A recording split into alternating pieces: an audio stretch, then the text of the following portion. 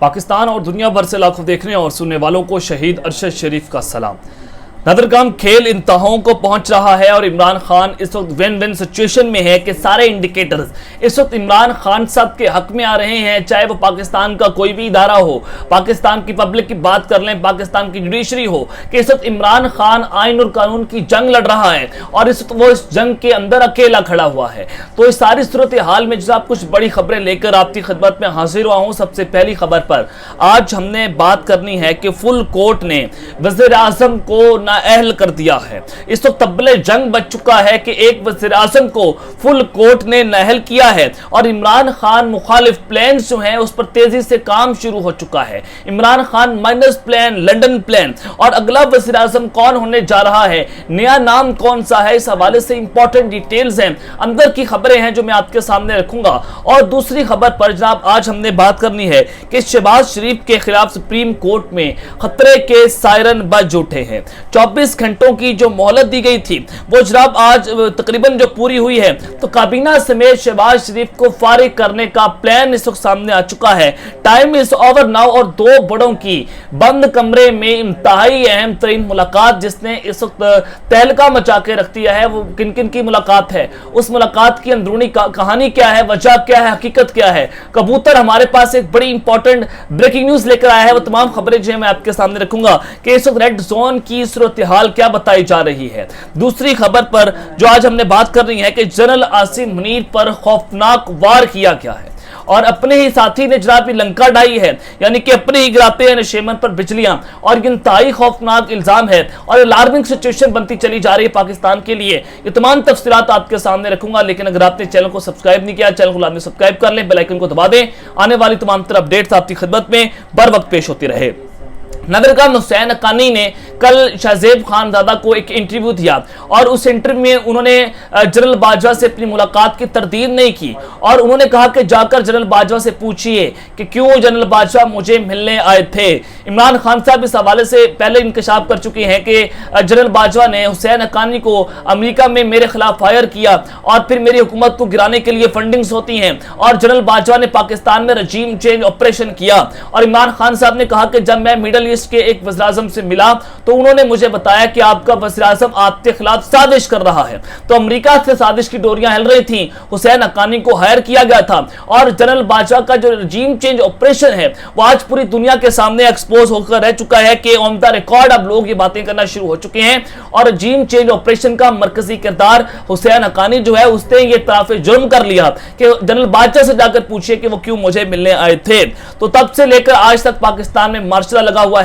सिर्फ एक शख्स की अना की खातिर जनरल कमर जावेद बाजवा ने पाकिस्तान को तबाह बर्बाद करके रख दिया। इस बाजवे ने पाकिस्तान की जई तई फेर के रख दी और अगर इस बाजवे को हमने सजा ना दी तो पाकिस्तान में कई ऐसे बाजवे पैदा होंगे जो पाकिस्तान को इस तरह से दलदल में धंसते चले जाएंगे, पाकिस्तान को तबाह करते चले जाएंगे। तो इस बाजवे को फांसी देने की जरूरत है।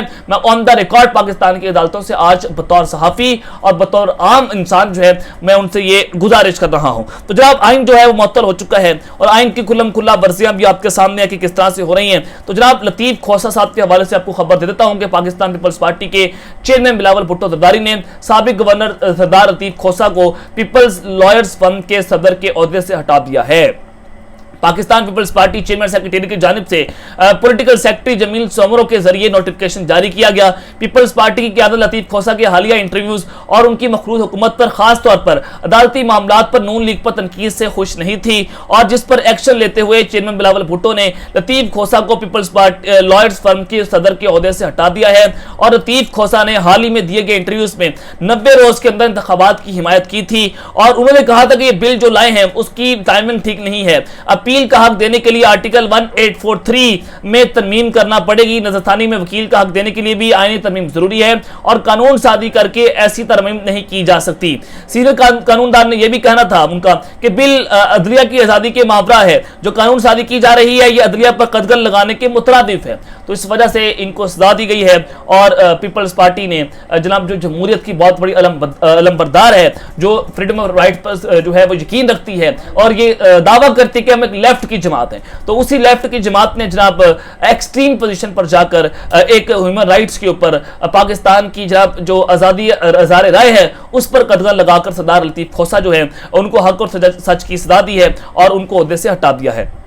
अब ये बात जो है वो यहां नहीं रखती, बल्कि जस्टिस कादी फाइज ईसा के खिलाफ रेफरेंस की जल्द समाअत के लिए मुतफरिक दरख्वास्त जो है वो दायर कर दी गई है। आपने देखा कि 3 से 4 जजेस जो हैं उनके खिलाफ पहले रेफरेंस दायर होता है सुप्रीम जुडिशल काउंसिल में, जिसमें चीफ जस्टिस हैं सरदार, उसके अलावा मज़ाहिर नकवी साहब हैं और जादुल एहसन साहब हैं। इनके खिलाफ जनाब एक रेफरेंस दायर किया जाता है कि इन्होंने आइन को तोड़ा है, तो लिहाजा इनको ओहदे से हटा दिया चाहिए। सुप्रीम जुडिशल काउंसिल में जनाब ये एक रेफरेंस जो है वो दायर होता है, तो सुप्रीम कोर्ट के जस्टिस कादी फाइज ईसा जो अगले चीफ जस्टिस बनने जा रहे हैं, कल वो पीडीएम के सफों में बैठे हुए थे पार्लियामेंट में जनाब, जब उनके चीफ जस्टिस के खिलाफ तकारीर हो रही थी तो वो गद्दारी के साथ बैठे हुए थे और तकारीर पर जनाब वो एंजॉय कर रहे थे। तो उनके खिलाफ जनाब रेफरेंस की जल्द समाअत के लिए मुतफरिक दरख्वास्त दायर कर दी गई है और सुप्रीम जुडिशल काउंसिल में वहीद शहजाद भट्ट नामी शहरी ने दरख्वास्त दायर की है। दरख्वास्त में मौक़िफ़ अपनाया गया कि जस्टिस कादी फाइज ईसा ने आज तक अपनी मनी ट्रेल नहीं दी और उन्होंने अपने असासे आज तक जाहिर नहीं किए। जस्टिस कादी फाइज ईसा की अहलिया ने 13.5 करोड़ की जायदादें खरीदी और सरीना ईसा इन जायदादों की मनी ट्रेल नहीं दे सकी। दरख्वास्त में कहा गया कि इनकम टैक्स ने इन जायदादों पर 3.5 करोड़ के टैक्सेस आयद किए। सुप्रीम जुडिशल काउंसिल को 2019 में रेफरेंस भिजवाया गया था। मामला हसास और कौमी नौयत का है। दरख्वास्त में रेफरेंस की जल्द समाअत की इस्तदा की गई और जनाब ये आपके सामने है कि सूरत हाल कहां पर जाती हुई नजर आ रही है और सुप्रीम कोर्ट में बाज़ डिवीजन जो है वो नजर आ चुकी है कि एक जज जो है वो अपने चीफ जस्टिस के खिलाफ जो है वो सामने आकर खड़ा हो चुका है और उसकी टाइमिंग भी बहुत इंपॉर्टेंट थी, क्योंकि एक ही प्लान है पीडीएम का कि पाकिस्तान में किसी ना किसी तरीके से इलेक्शंस जो हैं उनको रुकवाया जाए और उनको रुकवाने के लिए जस्टिस कादी फाइज ईसा का इस्तेमाल किया जा रहा है। अब जनाब एक फुल कोर्ट ने वज़ीर-ए-आज़म को नाअहल कर दिया है और ये अब तक की सबसे बड़ी ब्रेकिंग न्यूज है जिसने तबले जंग बजा के रख दिया है और इसको आपने समझना है क्योंकि ये इंतहाई अहम खबर है और बहुत बड़ी ब्रेकिंग न्यूज है। नाज़रीन, हुआ ये है कि आजाद कश्मीर की हाई कोर्ट ने वज़ीर-ए-आज़म आजाद कश्मीर सरदार तनवीर इलियास जो कि ऑनर है सेंटोरस माल इस्लामाबाद के, उनको जनाब नाअहल करार दे दिया है। इसकी वजह क्या है जरा आपके सामने रख देता हूं कि आजाद कश्मीर हाई कोर्ट ने वज़ीर-ए-आज़म सरदार तनवीर इलियास को नाअहल कर दिया है। तफसीलात के मुताबिक सरदार तनवीर इलियास ने तकरीर में धमकियां मेज लहजा इख्तियार करने पर उनको नाअहल करार दिया गया। अब उन्होंने ये धमकी दी थी कि वो जजों का धुआं निकाल के रख देंगे, ये बाकायदा तौर पर धमकी दी गई और जब अदालत ने उनसे पूछा कि आपने धमकी क्यों दी है तो उन्होंने कहा कि मुझे जो तकरीर है वो लिख कर दी गई थी तो मैं जज्बात में आकर मैंने पढ़ दी, तो लिहाजा मुझे माफ किया जाए, तो उनको माफी नहीं दी गई। तो आज वज़ीर-ए-आज़म आजाद कश्मीर के खिलाफ तौहीन अदालत केस की समाअत हुई है तो उनको नाअहल किया गया है और उनको आजाद कश्मीर हाई कोर्ट ने ओहदे से फौरी तौर पर फारिग कर दिया है। तो इस हवाले से जनाब अब जो आजाद कश्मीर के वज़ीर-ए-आज़म हैं वो किसी भी ओहदे के लिए नाअहल हो चुके हैं, कोई भी अवामी ओहदा वो अपने पास नहीं रख सकते हैं। तो जबकि अदालत ने नए आजाद कश्मीर के लिए चीफ इलेक्शन कमिश्नर को खत भी लिख दिया है। तो आजाद कश्मीर के जो साबिक वज़ीर-ए-आज़म हो चुके हैं सरदार तनवीर इलियास, तो उन्होंने सुप्रीम कोर्ट से रजू करने का फैसला भी कर लिया है। अब यहां पर 2 से 3 चीजें आपके लिए समझना बहुत जरूरी है कि एक तो लंदन प्लान के ऊपर तेजी से काम जारी है और इमरान खान साहब जो हैं उनको जनाब माइनस करना है, उनको अदालतों के जरिए माइनस करने की कोशिश की गई और उनको जनाब पाकिस्तान की सियासत से हटाने की कोशिश की गई, उनको पाकिस्तान की सियासत से नाअहल करने की कोशिश की, लेकिन वो किसी भी तरह से इनके हाथ नहीं आ रहे। तो उनको जनाब ये एक पैगाम दिया गया है कि हमने आपके एक मुंतखब वज़ीर-ए-आज़म को घर भेज दिया है तो आपको भी घर भेज दिया जाएगा। आपके खिलाफ भी माइनस फार्मूले पर काम तेजी से जारी हो चुका है और ये एग्रीमेंट है नवाज शरीफ का पाकिस्तान की एस्टैब्लिशमेंट का, तो उस पर काम तेजी से जारी है। तो इमरान खान साहब ने आजाद कश्मीर की पार्लियामानी पार्टी का इजलास तलब कर लिया है और कानूनी मामला पर नए वज़ीर-ए-आज़म के नाम पर गौर किया जाएगा। पाकिस्तान तहरीक इंसाफ की पार्लियामानी पार्टी आजाद कश्मीर की जो है उनका जनाब आज हंगामी इजलास जो है वो होने जा रहा है।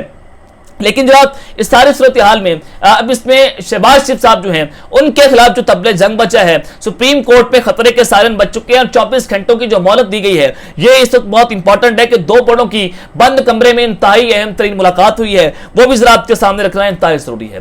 रात 12 बजे का वक्त था, डेडलाइन खत्म होगी और डेडलाइन ये थी कि अगर सुप्रीम कोर्ट ऑफ पाकिस्तान ने यह हिदायत की थी कि इलेक्शन कमीशन ऑफ पाकिस्तान को वफाकी काबीना 20 अरब के फंड जारी करे और 20 अरब के फंड जारी साथ करने के अलावा पंजाब हुकूमत को कहा गया था कि आप सिक्योरिटी देंगे और अगर वो सब कुछ नहीं देते तो इलेक्शन कमीशन जो है वो सुप्रीम कोर्ट को जो है वो रिपोर्ट करेगा। अगर रिपोर्ट करने में सारे मामला होते हैं तो इन्हें अदालत की कार्रवाई भी लग सकती है। ये सुप्रीम कोर्ट ऑफ पाकिस्तान ने जो है वो सारा मामला किया। आपने देखा कि सुप्रीम कोर्ट के इस फैसले को काबीना ने रद्दी की टोकरी में फेंक दिया। पार्लियामेंट तक लड़ाई जाती है। पार्लियामेंट में जस्टिस कादी फाजिल साहब को बुलाकर चीफ जस्टिस को जनाब धमकाने की कोशिश की जाती है। तो मैं आपको यहां पर एक बहुत बड़ी खबर देना चाहता हूं क्योंकि आज सुप्रीम कोर्ट में बहुत अहम दिन था।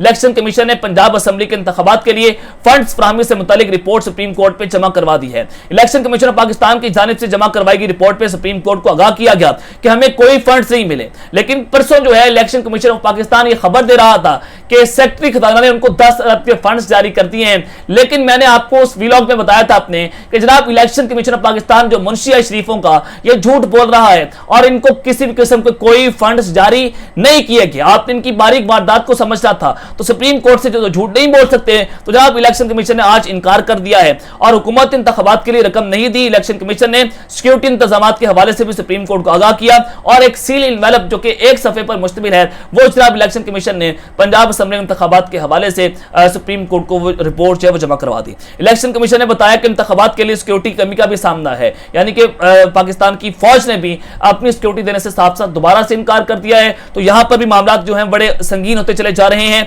सिक्योरिटी की कमी के हवाले से काम किया जा रहा है। इलेक्शन कमीशन ने अब तक सूरत हाल से मुतालिक सुप्रीम कोर्ट को आगाह किया। सुप्रीम कोर्ट ने 10 अप्रैल तक इलेक्शन कमीशन को 21 अरब का फंड जारी करने का हुक्म दिया था। तो लिहाजा ये सारी सूरत हाल आपके सामने है। ज़राई इलेक्शन कमीशन का कहना है कि फंड जो सिक्योरिटी फराहम की जाती है तो सब तैयारियां मुकम्मल हैं। बैलेट पेपर की छपाई के लिए स्पेशल वाटरमार्क वाला कागज इस्तेमाल किया जाएगा, लेकिन जनाब उनको किसी भी किस्म की कोई सहूलियत फराहम नहीं दी जा रही क्योंकि ये सारे आपस में मिले हुए हैं और एक इनका काम है कि पाकिस्तान में किसी न किसी तरीके से इलेक्शंस को रोकना है।